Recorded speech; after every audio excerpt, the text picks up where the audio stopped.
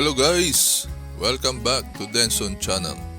If this is your first time visiting my YouTube channel, please tap the subscription button and hit the notification bell to get updated with my future uploads. Good day guys!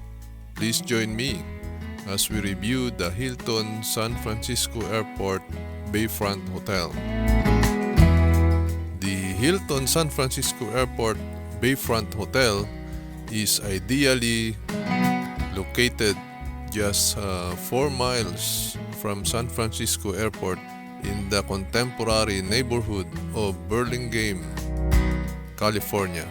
A short drive from downtown San Francisco with inspiring views overlooking San Francisco Bay. It is a pet-friendly hotel. This San Francisco Airport Hotel features a dog-friendly rooms with easy access to the nearby Burlingame Dog Exercise Park. Located just minutes from Burlingame's charming downtown shopping and dining district, there are plenty of options for exploration here. Gather with friends or family in a California culinary-inspired restaurant, windows on the bay, and enjoy views overlooking San Francisco Bay. Indulge in a relaxed cocktail in the lobby lounge. Take a swim in an indoor heated pool. Work out in a state-of-the-art fitness center. Or stroll along the scenic walking path overlooking San Francisco Bay.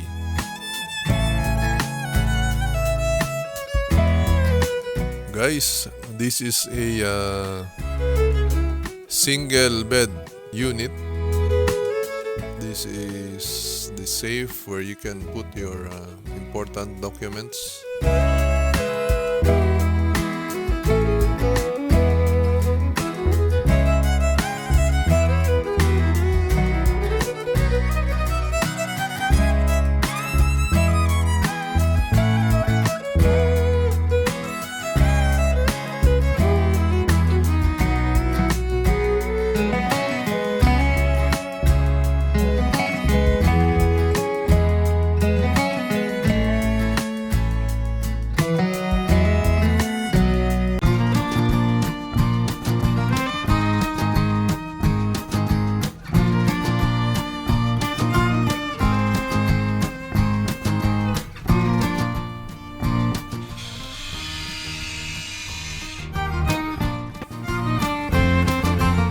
Flat iron.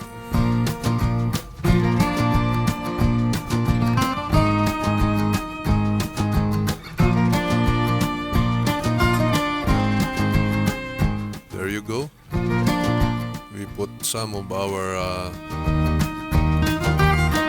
luggage inside. Also some clothes hanger.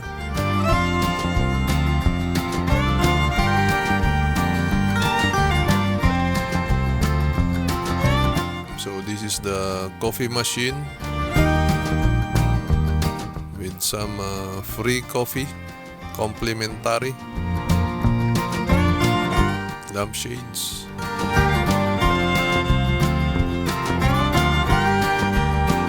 bed for two,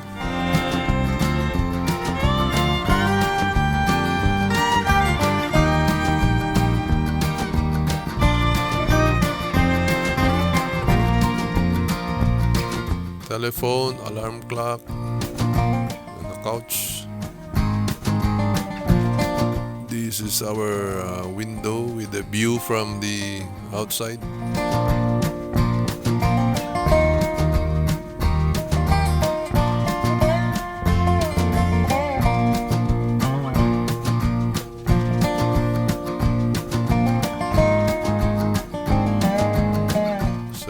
location is very near to the airport.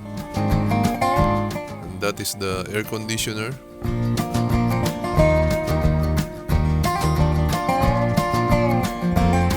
Television sets.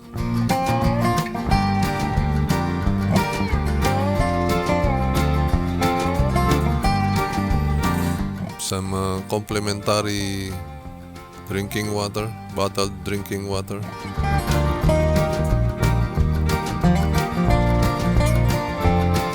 And that is almost it, guys, for this single bed for 2 guests. Use the power supply where you can charge your phones and laptops. This typical hotel room will cost you around $200 to $250 per day.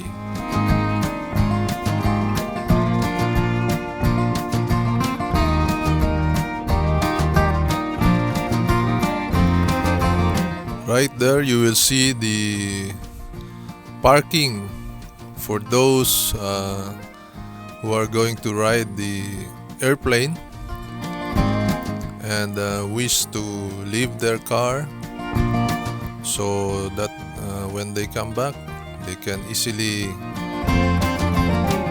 get their car and ride it through their next destination. It's the same concept as the park and fly, just need to pay for some amount depending on how long or how many days you left your car in the parking lot.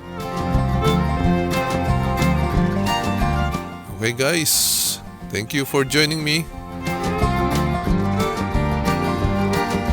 This is in San Francisco, USA.